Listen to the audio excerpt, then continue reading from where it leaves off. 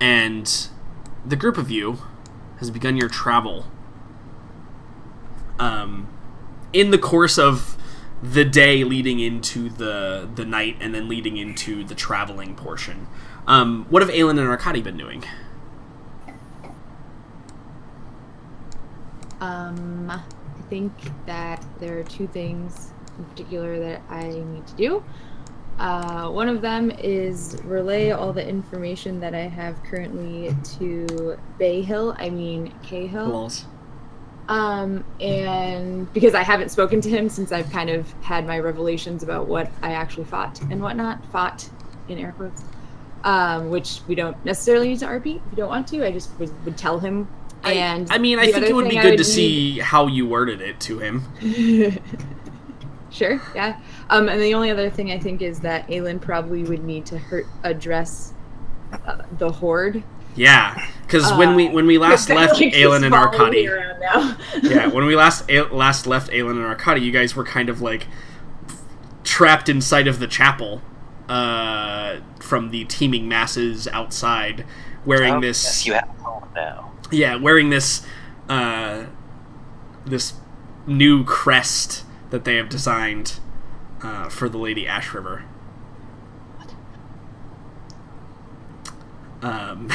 So, Arkady, what about you? What would be your actions leading up to traveling and getting north to Grimmenhagen? I'm trying to remember if there was any unfinished business that I had at the moment. I mean, I don't know what business you might or might not have, but none of it seems particularly, important at this moment. You did mention, I think, last week that you said you were going to... you said that you were going to help in any way that you could, and I think there was something I'm trying to remember the conversation between, you, Daniela, and Aelin, and I feel like there was something there where you were like, I can do that, but I forget what it was now. Something with Mel, right? Aren't you gonna, Oh, right, yeah, because you were trying to figure out, because that's when you found out about you had found out about the top, right? And so you were, I think, Arkady, yes. You were going to go see if you could perhaps find out some more where she is and why she's being shady, basically. That's it. Excellent. You're going to shake her down is basically what you're going to do, I think. Yeah. Yeah, all 3 feet of me. Yep. Let us in. Arkady's scary as fuck. Well, yeah, I mean, he can just literally appear out of nowhere, so, I mean, that's... Not to her. Perhaps. That perhaps would be a harder task. I don't know what she is.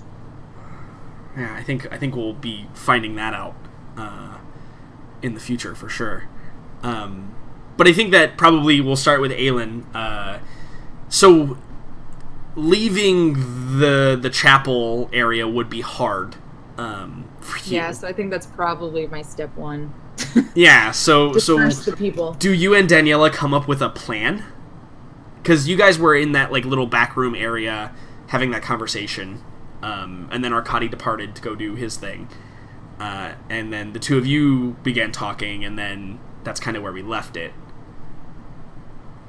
I mean... Do you have a plan to disperse these people? I think in Aelin's mind, immediately there's things to do, because obviously they need to pack things up and head expediently north. So I think that in her mind, the best way to disperse them would be to address them and then say that they need to be put to work doing those things. So you're going to influence command over them, I see. Yes. So you and Daniela formulate a plan to at least get you outside without being accosted too heavily. And I think that probably the best way to do that is to open up the doors and have you speak from inside of them. Yeah, I think not that's actually exactly go what I was out into the crowd. Just open the doors, stand there, and just address it head on. Yeah, and so I think that I think that before you go out, Daniela does a strange thing, where she kind of she probably right before you guys leave the room, she kind of grabs you almost by the shoulders, and she gives you a once over, and she nods. Yeah, she nods kind of to herself, and she's like, okay, yes. She seemed to be evaluating your appearance at that time, and maybe she even like smooths a hair back that was like stray, or something. Don't meet your people. I feel as though, I mean, with her being like currently the dance mom to Aelin right now, I don't think Aelin would even recognize that. I think that she's just so sort of worried about what she's going to say, which is very odd for her because she used to do this all the time back in Altdorf. Like, that's literally what she did every single day, was address the people.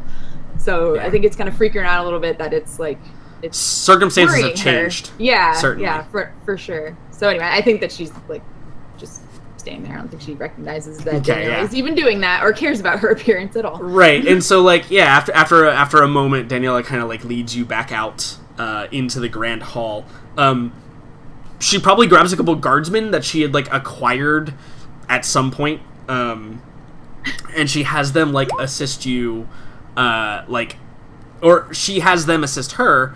They kind of unbar the door and then like shove it open, and it like pushes through some people in the crowd, and then the guardsmen and her kind of like hold their arms out to like make sure that nobody comes like rushing in, and the crowd is relatively expectant of that because they don't see you yet, right? It's just these three people, and they're used to Daniela coming out and like pushing them out of the way at this point. And so they kind of move the crowd back so that like the top step is available for you leading up into the chapel area. And so then you step out into the sunlight, right? And you see that the crowd has obviously grown slightly. There are probably about 100 villagers. But I think that... Actually, roll me a perception check. I want to see how, like... This is a stressful moment, so I want to see how perceptive you actually are to the crowd itself.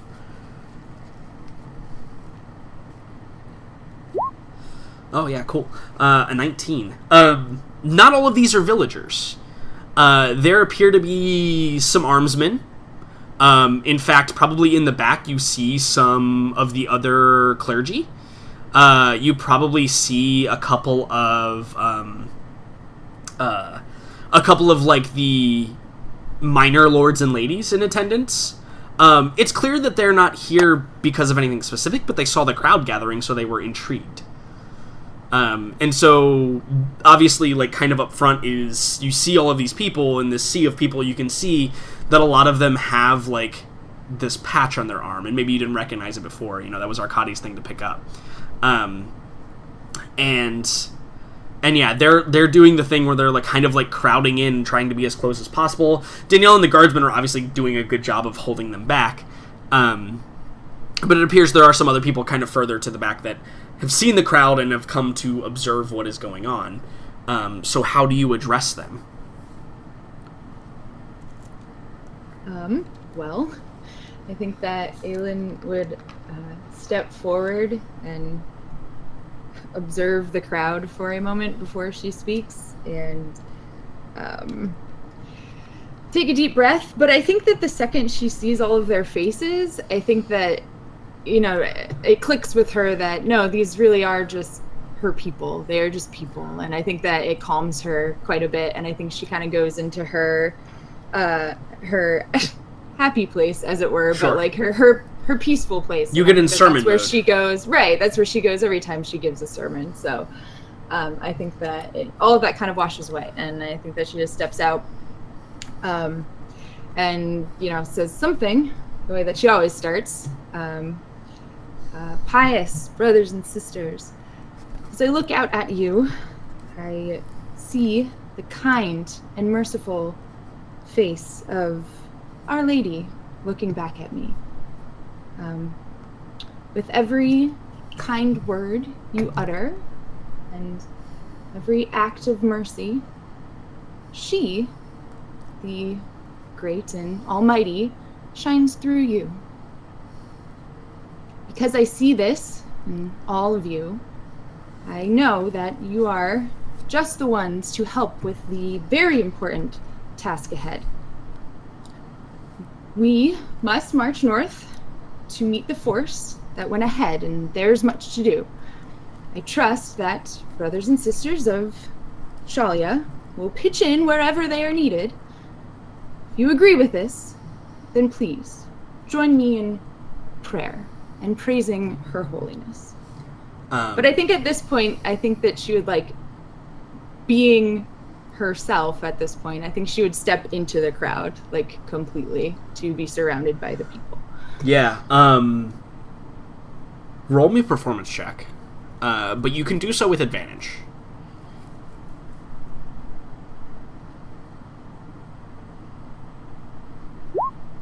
Ooh. Ugh. So yeah, maybe the nerves are there a little bit. But I think that probably what this is representative of isn't of how good or bad you're speaking, is of how well the people are actually listening or being kind of entranced. Arkady, were you still in attendance for this? Would this be a thing like you kind of went out and then like watch first? Yeah, totally. Have snuck in. Totally, yeah. So you're kind of in the middle of the crowd. Roll me a perception check, Arkady.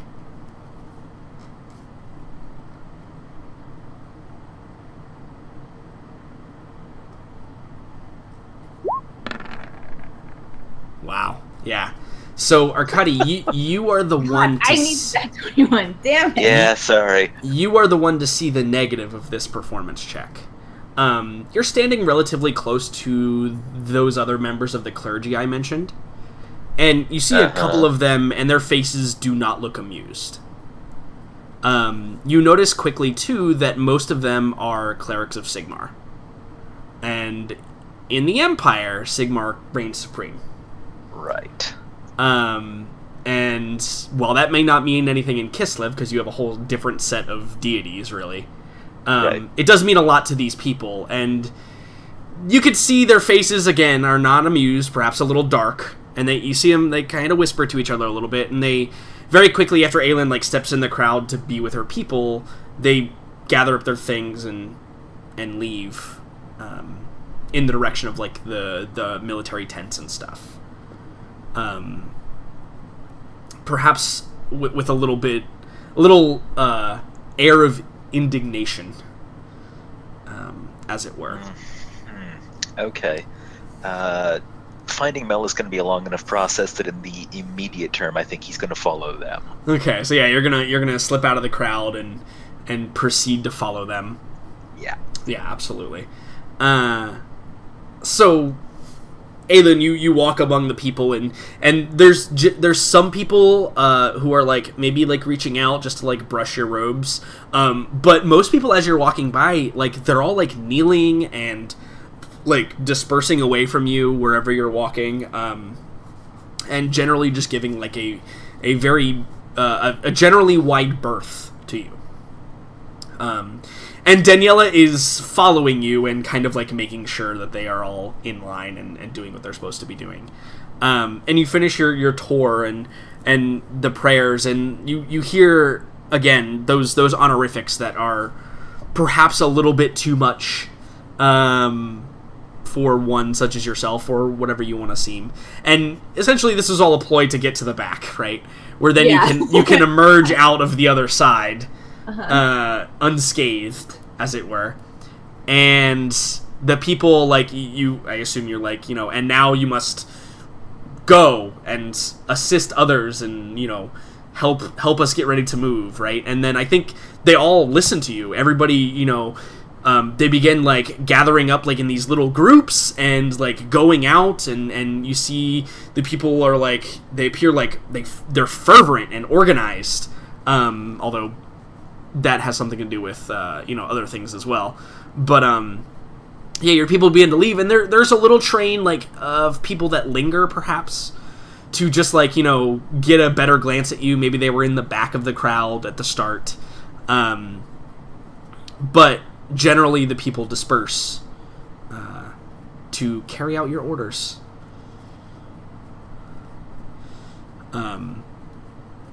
So Daniela is obviously not going to leave your side at all anymore.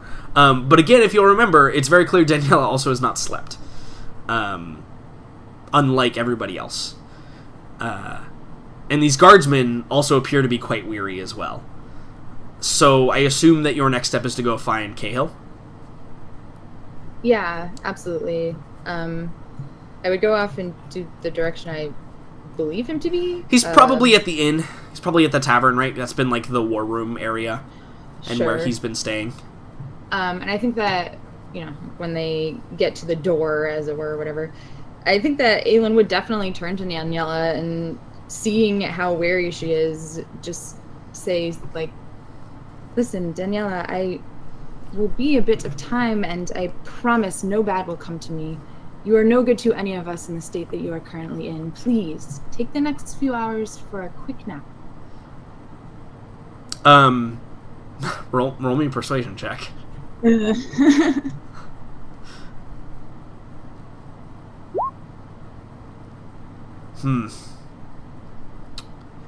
So I think that you're going to get the middle ground here, as is appropriate with the 12.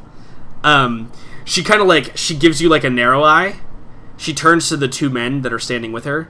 She kind of looks them up and down, and she's like, "You, Robert, you stay with the lady. You do not leave her side. I don't care if she goes to the loo. You stand immediately outside of that door and do not let her out of your sight. Do you understand?"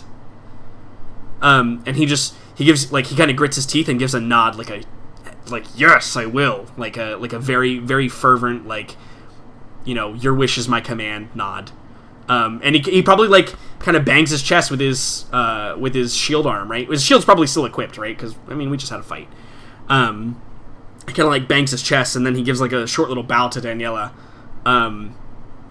and she grabs the other one kind of by the arm and leads him off to where they could perhaps get some rest. And this man named Robert, he is now the silent protector, and stands right behind you. Great. So then I guess I would go into the inn. Yeah, and so you open the door, and Robert is right there behind you, and he closes the door, and you see, he's taking his job very seriously. You see him, gaze around the room and, look at every single person that's in here, the servants, the other lords and ladies who are very above his station. But he gives them, the, yeah, I'm watching you look to, everybody in the room. You don't see Cahill in here. But you do see, what's her name? Lady Tolsbeck is in here, for sure. Probably also, Lord Tenderfoot is also probably in here. He's the halfling lord of the council. Yeah. I think that when I walk in, I would kind of survey the room, and whomever looks like they are most likely to give me the time of day, I would walk up to them. Yeah, I think Lord Tenderfoot probably raises his hand and he says, "Ah, Lady Ashriver, it is good to see you." Oh, it's wonderful to see you as well. I do not mean to take up any of your time. I am certain you are incredibly busy, but would you mind telling me where Lord Cahill might have gone? He kind of he probably shares a bemused look with Lady Tolsbeck, and she probably hides a polite smile. And he says, I believe that his servants tricked him into, I'm fairly certain that they locked him in his bedroom. He was most upset this morning, and I believe they thought it was best if he got some more rest. Upset? Locked in his room? Can you tell me more? Not particularly. But I know that that it is certain that there will be some servants who will be out of jobs. I think that they enticed him with the thought of food, and then forced him to remain within his room until he gains some sleep. There might be some guards involved as well. I'm not 100% certain. I think Aelin just kind of shakes her head. She says, "Well, is he upstairs then still?" Yes, he is, Lady Ashriver. Great. Thank you so much for your time. I think she just walks past him. Yeah. Towards the stairs. he gives you a bow as you leave, which is unlike him. Indeed. Unfortunately, I feel as though Aelin would not have noticed it. Mm-hmm. she's kind of one track mind at the moment. Yeah, and so as you like ascend the stairs, Robert in tow, you get up to the second level, and you can hear kind of muffled shouting and banging coming from down the hall at like the probably like the upper classroom, right? Like the suite that's down at the end of the hall. And you can see a guardsman that like is holding the handle of the door with like his foot up on the wall, and he's like holding it closed. And you can see there's like two other guardsmen probably back that are kind of like looking at each other and like shaking their heads. Yeah, I think Aelin walks right up behind him and just says, "Would you please let go of the door?" Yeah, and I think that he sees you, and you can hear like a from behind the door, and he recognizes who you are. He kind of like lets go of the door handle, and it like flies open, and he like stumbles back a few steps, and you can see like kind of red face enraged Cahill is behind the door. He's still in his full armor that he was in like the previous night, and like there's a moment where like he's there and you can see like he looks like he's going to pummel these people, and like he goes from face to face, and then he sees you, and he kind of like is taken aback, and he like straightens out his tabard and like kind of smooths his hair back, and he's like, Lady Ashford, I was not aware that you were coming to visit. I apologize for this disturbance you have been forced to witness. Please, there's no need for apology. But yes, I do have some business I need to discuss with you. If you have a moment. And she kind of like peers around to see like what he might have been doing prior to So the bed is like upended, like in a fit of rage. And you can see like on like the sides of the walls where he was like pounding with his gauntleted fist at like the door frame. Yeah, it looks like it looks exactly as Lord Tenderfoot described it. He was forced to remain in his room at the order of, they said the servants, but probably not. It was probably Lord Tenderfoot and Lady Tolsbeck that told them to lock him in here. Yes, and I think that Aelin knows him well enough to know that he wouldn't take orders from them anyway. Right. So, yeah, so I think she's just staring at him blankly, waiting for him to accept her her need for discussion. Yeah, and he makes a move to kind of like allow you into the room. Robert makes to enter behind you. Oh, I turn immediately and say, "Roberts, you can wait out here with the rest. I promise nothing will happen to me." Yeah, and like for a moment he looks at Cahill and does the squinty eye, but he sees Cahill's face and Cahill isn't taking any shit, and so he very quickly kind of like realizes who he was squinty eyeing, and kind of like goes wide eyed and just like nods and backs up slowly from the door.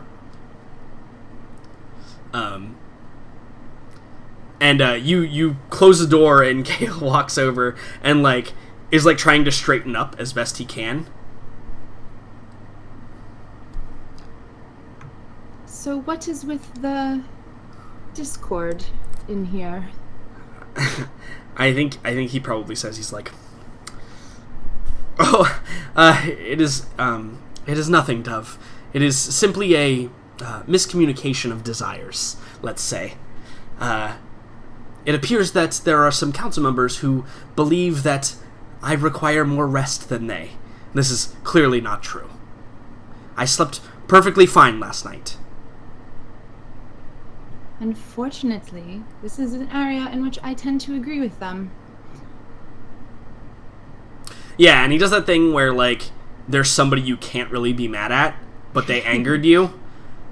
So he just kind of, like, turns away from you and, like, maybe walks over to, like, the window or whatever and just, like, kind of looks out over the walls at the camps and tents and stuff. And after a moment, he turns back and he says, I'm sorry, you said that you had business, or at least something to discuss. Yes, I know you're very busy, and I don't want to take up much of your time, but there is something I very much think that you should know about.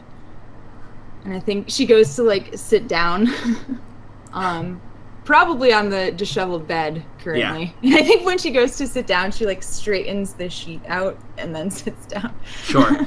Yeah, and he probably, like, picks the chair up off the ground and, like, tries to straighten it, but one of the legs is loose now because maybe it's splintered or whatever when he threw it across the room. And so, like, he sits on it and it creaks for a moment, and he scoots to the front of the chair so he doesn't have to lean back in it.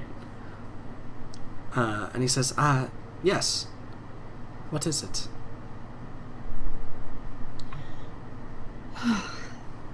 Well, I may have mentioned, or you may have heard, that during the battle I took a few of the people to the far outskirts barn to protect them from the harpies and the whatnot that you were battling. Do you recall?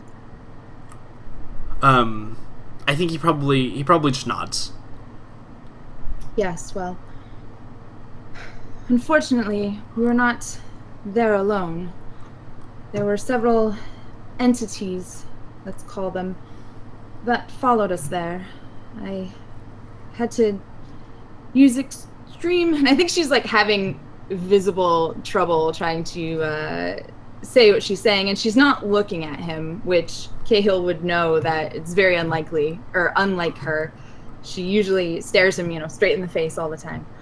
And I think she continues on, and she says, there was a dark force. I still yet to know what the shadowy figure was exactly, but it taxed all of my power to keep it away from the people. And there's this, and I think she shuffles, through her pockets again of her robe and pulls out the top and goes through the explanation of the top as well. Mm-hmm. I was given to this by a companion of ours. Her first name is Mel. Do you know her? I think that he gets a roll me an insight check.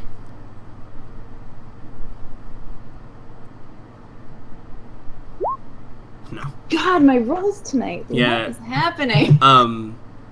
He's like, no, I cannot recall that name. Well, regardless, she was the one who gave this to me. It is supposed to, funny enough, spin when a very powerful divine entity comes within my presence. It did, and that is really all that I know about the shadow, is that it fits that criteria. I don't remember much of what happened, unfortunately, so I can't be much of a help in that regard, but according to Daniela, I was able to hold it off for now. I felt as though you needed to know this. It most likely will come back. I think he probably says, and that is most upsetting. I would say that I do not like the thought of you being out alone, handling these kind of things. I think that perhaps some precautions should be arranged. Perhaps you should be kept closer. Would you not agree? It is less my protection that I'm worried about. It's the people. They're the ones in danger. Yes, indeed, but as you know, that you will always care for the people more than I, but I will always care for you more than anything. Yeah, I think she finally looks up at him and meets his gaze when he says that. Yeah, and you can see the anger has drained out of his face, right? He looks worried, right? Like, he looks concerned. And probably a bit curious, too. Because I think that the next question he asks, he's like, you said that you held this creature off. I shudder to think about you being in any sort of combat situation, and I know that is not something that you desire or attain to be in either. How did this come to be? the pause is purposeful. I think she just says, "It appears as though my lady, blessed be her name, stepped in to assist in this matter. Unfortunately, this brings me to the second piece of information that I need to share with you. Because of this act that occurred, the people have now begun following me, as it were, more fervently than before. They are wearing these armbands and they follow me everywhere. I don't know what to do about it, and in part, I felt like that is also something that you should know if you haven't noticed already. Yeah, and I think he kind of like looks around, locked up in here as you were. Yeah, and I think that you actually see he's kind of like he's doing that thing where he covers his mouth because he doesn't want to show you that he's like smiling or laughing. And you can, but you can see it in his eyes. Like embarrassed by this, right? You can see it in his eyes, and he's like, "Oh, Dove, this is something perhaps you must get used to if we are to move forward with our plans. I think that many more people will come to follow and, yes, perhaps even worship you in the future. Think of this as perhaps training for that time, when we may be together." Yeah, I think the sort of embarrassment that she was feeling again melts away, and I think she just smiles and says, "Yes, that is certainly one way to think about it." "And I'm sure you will handle it with all of the poisoned grace of the great ladies of old. I have no doubt. But, come, perhaps you can help me convince these trifling council members that I must be out with the men and the women out there and helping get back." And he kind of like stands up and like walks to the door. Yeah, I think if he stands up and starts to walk to the door, I think she would stand up and in a brief moment just say, "Well, I think they can wait at least a moment longer." Yeah, and I think like he was like reaching for the handle of the door and he just like stops and his hand just drops and he turns around and gives you that kind of roguish smile. And then we see Arkady kind of sitting leaning against the wall of a building. And we see you're observing Mel. That was fast. Arkady, you're no slouch yourself at finding information from the shadows.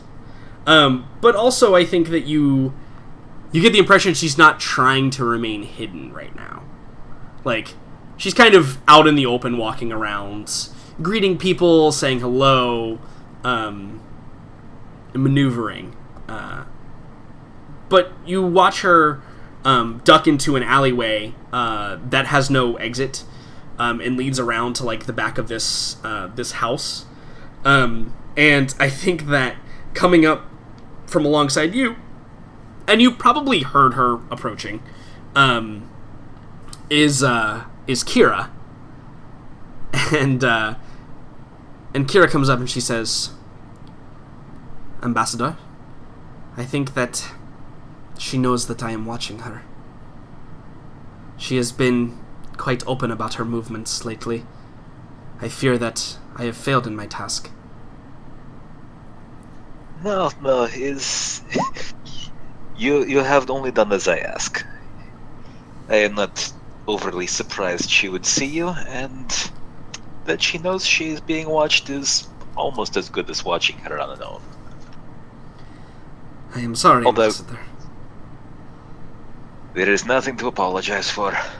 Although, side note, I was following the priests as they left Aylin's sermon. Oh, right. Good point. I forgot. That's okay, I remember now. We'll get back to that scene in just a moment. So you follow the priests out to the religious tents. And as you are following them, again, you're doing so pretty easily. you see them go into, like, the larger tent and everything's kind of being torn down, right? Because the word is passed around that they're moving at this time. You walk into the, or you see them walk into, like, the large tent, or walk up to it, and then they clearly, like, summon someone from the inside, and you see walking out, you see the High Inquisitor poke his head out. And you see that they begin to have a conversation. You can't hear them from your distance, and they appear to be talking in a low tone. Okay. Is there any way that I could get closer without being noticed? If you roll a good enough stealth check, perhaps. Gosh, I wonder if I'm good at that. They are just priests. They're not particularly apt at identifying. Do you have inspiration? I do, and I will be using it. Fantastic. Boom. Hey, there's a 29. I like how you rolled an 8 and still got a 21. You rolled an 8 and got a 21. No, yeah, Welcome expertise. to expertise. So, yes, absolutely, you can get up close enough to catch snippets of conversation, for sure. It's not really a perception thing, it's more of a how close can you get thing. And I think you enter or you're able to catch the part of the conversation where one of the priests that approached the tent, he's like, "She was prophesizing, Inquisitor. She seeks to set her goddess above all others. That is my interpretation of the act. These people, they are fervent. And many. Too many, I'd say." And then another one of the priests probably says, "Yes, and for another thing, they are wearing this garish patch upon their shoulders. I believe it is to worship her. I think that she is trying to set herself above the gods and goddesses themselves. Is this possible?" And you can see the High Inquisitors kind of, like, taking this all in. And they begin to kind of bounce back off each other, like, "Oh, and I saw this, and I heard this, and I looked at this." And then finally he just raises a hand, and he says, "Enough. I will get to the bottom of this. Have no fear, my brothers and sisters. I will figure out what this Ash River is up to. I have my ways. You may go now. And tell no one of this, of your suspicions. 'Tis better that we have the element of surprise." And they all kind of give a bow and depart the area. Still, you could tell they're still, like, whispering to each other as they're walking off. Are they moving as one still? Probably, yeah. Is there somewhere that I could intercept them that wouldn't have anybody else listening in?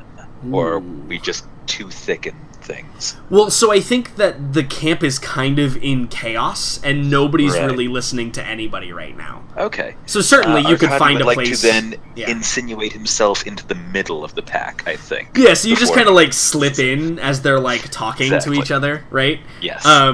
And yeah, they're like, and again, you approach and it's like, well, I don't know what the Inquisitor is going to do about it, but I hope that the punishment is swift and harsh. Surely they must understand that Sigmar is the greatest. And then, like, you appear in the middle of them, and I assume that you want to make your presence known. Oh, yes. Yeah, and I think that one of them gives a start, like, "Oh, well, watch where you're going, halfling. I was walking," and then he recognizes you, and he's like, "Oh, you are the ambassador, yes?" So, this sorry lot of cowards is the finest that Sigmar... You are the people to represent the Helden Hammer to the lay people of your empire. And you are afraid of Doctor Woman, who has asked people to come together in time of war to assist their fellows. Yeah, and I think that all of them are kind of like, they kind of like all go wide-eyed, out of shock mostly, and like begin like looking, like they look at each other because none of them are really sure how to respond to that. Yeah, I kind of thinks that. Yeah, and then I think that, like, there's a whole myriad of questions and statements that are popping up in their brains. Right? Like, one of them's probably like, what are you speaking of? And the other one's probably like, you see, like, one of them whisper, like, what is he talking? How does he know? And then, like, you see another one, like, probably, like, looking around to see if anybody else is going to come out of anywhere to accost them. And finally, one of them probably says to you, he probably goes, "And what business is it of yours, Ambassador? Last time I checked, you were a representative of Kislev, not of the Empire. Who are you to call this down upon us?" I merely observe. I advise on occasion. I seek to ensure that the Empire remains strong so that Kislev may be secure in her back. But this is a sorry showing for the Eldenhammer. Your Sigmar, he would be threatened? I think not. Not by this woman. Not by the lady who's building hospitals and carrying innocents to safety in fire. No, this is... You see woman stand in front of crowd and call on them to help and to heal. And you fear that she is taking away your power. So you confront her? No. You run away and you speak to Inquisitor. And you say, she is dangerous. You say, this doctor, she must be stopped. Is truly, deeply embarrassing. Yeah, and I think there is a mixture of anger and confusion and probably a bit of fear as well that you can see, like, you know, the fear of both what you're saying. There's probably a bit of embarrassment too from one or two of them, and I think that the one who was speaking to you, he kind of just says, he's like, What would you know, one who does not even worship Sigmar, what his desires would be? You think we have no respect for Sigmar and Kislev? I'm sure that you... We may favor Ursun and Daj, but we will accept any who would stand against the armies of Chaos Undivided. You think there are no Sigmarites? We are friends to all gods who are standing for righteousness. You apparently have difficulties. Yeah, and I think that the group that appears to be, like, angry and upset about this, a couple of them probably say, I'm not going to stand here for this. I don't have to listen to this man, and they like walk off in a direction. A couple of the ones that are embarrassed, they probably like they kind of hang their heads and like kind of nod maybe a few times, realizing like your words have kind of gotten through to them, right? And I think there's just the general mixture of that, and I think that a couple of them begin to disperse, and the one who has been the most vocal, he probably says to you, he probably just like kind of looks at you, and he says, you know, from his high horse, and he says, yes, be that as it may, do you personally worship Sigmar, Ambassador? Personally? No more than you worship Shalia. But I respect Sigmar. I respect his people and his church. Can you not offer the same? And I think that he kind of like, he looks at you and he gives you the once over and realizes that, you know, you're not going to back down, and he kind of realizes he's not going to back down fully from this.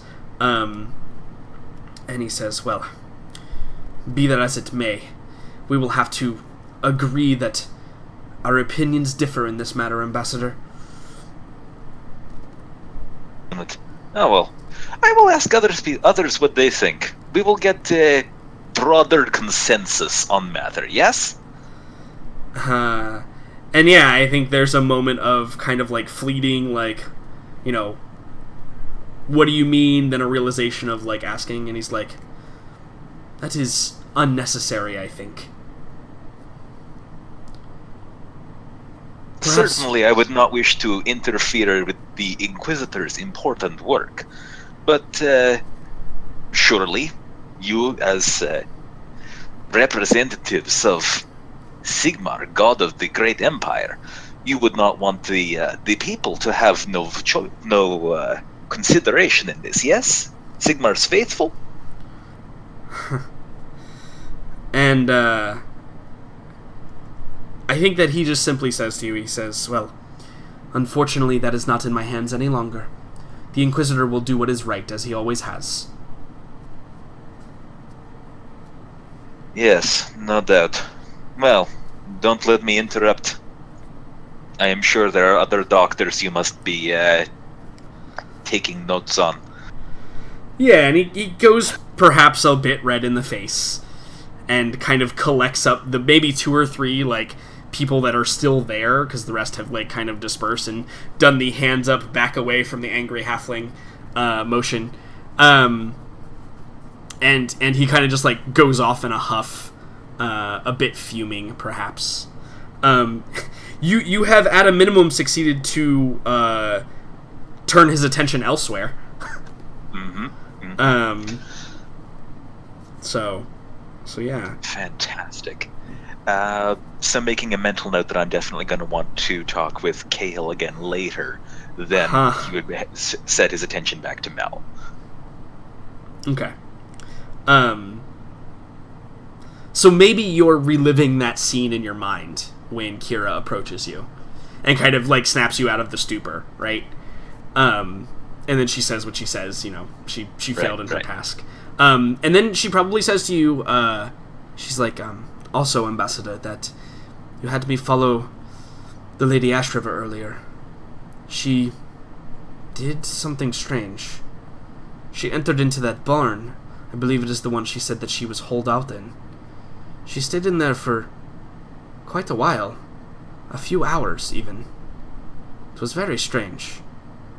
She did not leave, and when she did, she seemed as pale as the snow in Kislev. Did you investigate the barn? It was at that time that I spotted our other quarry. I felt it prudent to perhaps, while I had the tale, to use it. I am sorry. Yes, well chosen. I will take a look at later time. You have done well. Thank you, Ambassador. Have you heard word of my spear sister? I haven't heard anything, have I?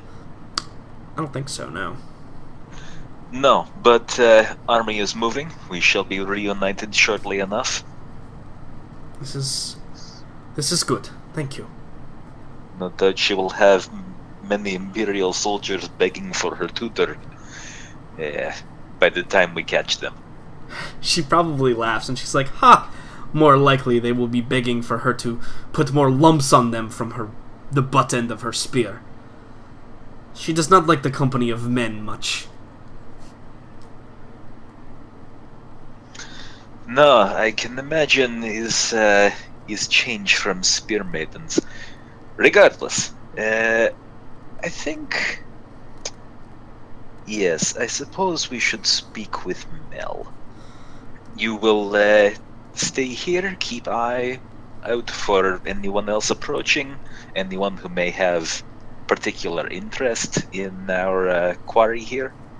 Yeah, and I think she gives you a short bow and says, "You can count on me, Ambassador."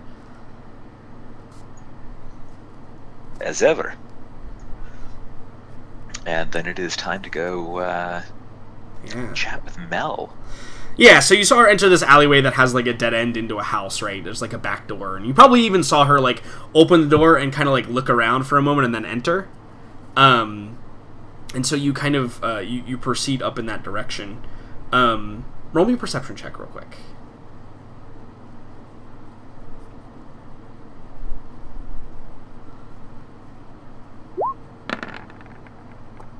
Yeah. So as you approach, like, that area where she was, you hear there are voices coming from inside. and you kind of creep up and you maybe put an ear to it. You hear the sound of Mel speaking, and she appears to be speaking to one other individual. And somewhat of a northern accent. Perhaps the voice is perhaps fair. Sounds maybe with a hint of masculinity in there. And as you kind of approach the area, the scene, you don't hear anything that they say, but very quickly afterwards, the talking ends, and you can hear someone approaching the door again.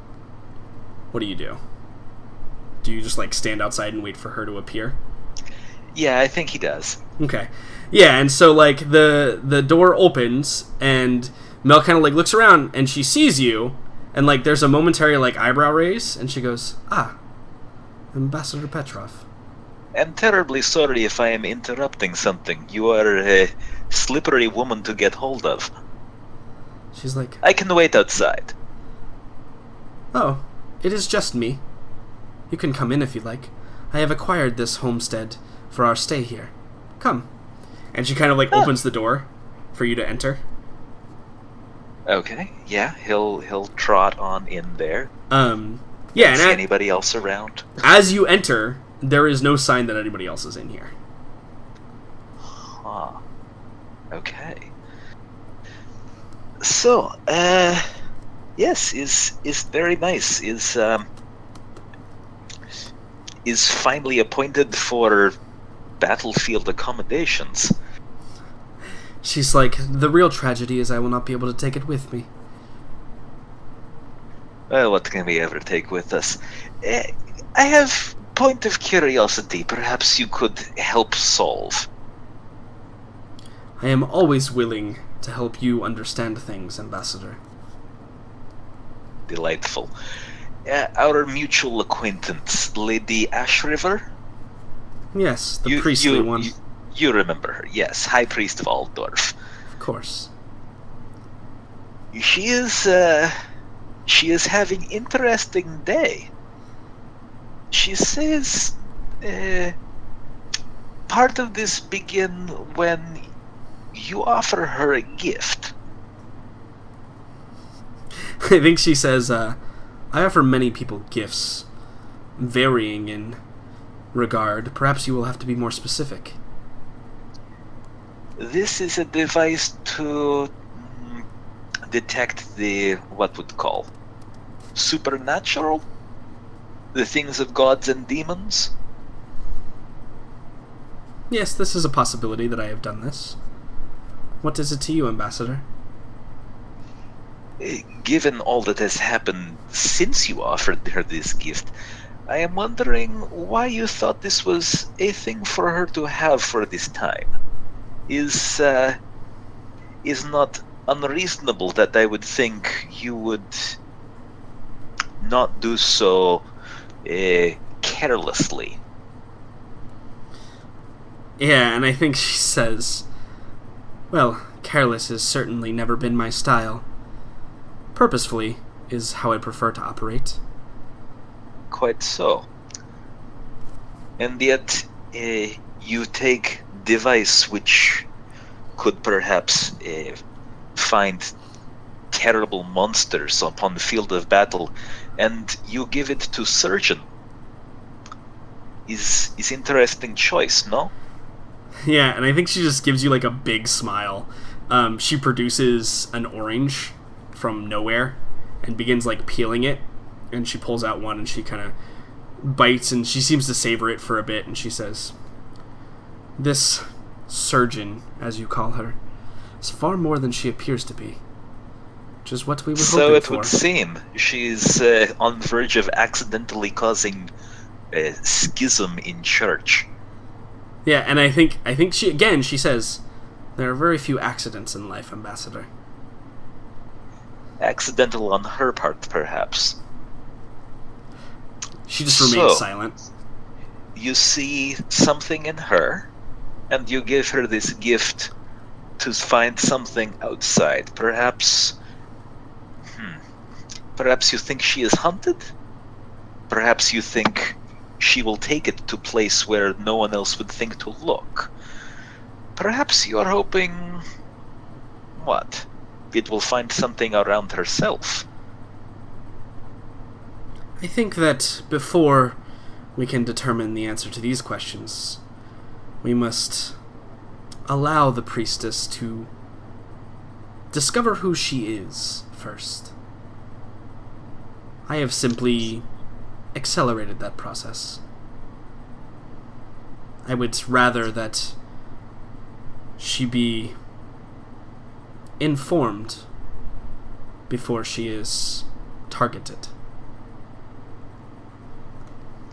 Is generous of you, but is rare that so quickly after meeting, a person would claim to know her ladyship better than she does herself. Might I ask where you got insight into her need for self-discovery? I think she takes a long moment. She's like, Ambassador, I'm going to tell you a story, and I need you to keep it to yourself for a while. I think that once you know the content, you will understand why. Are you prepared? I would be delighted to hear. Yeah. And I think that's where we're going to take our break. Dramatic. Indeed. Evil. So, let's take a 10-minute break. Let's be back at 15 after. Alright. Alright, see you guys in a few minutes. And just so you know, we're going to get back with base. We're going to have the time hop kind of right after this. So, stay tuned.